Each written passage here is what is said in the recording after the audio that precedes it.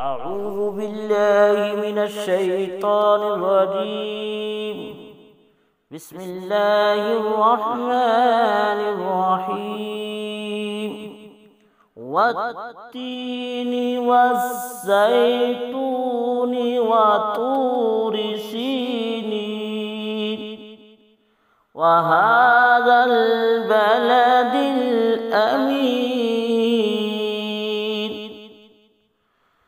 لقد خلقنا الإنسان في أحسن تقويم.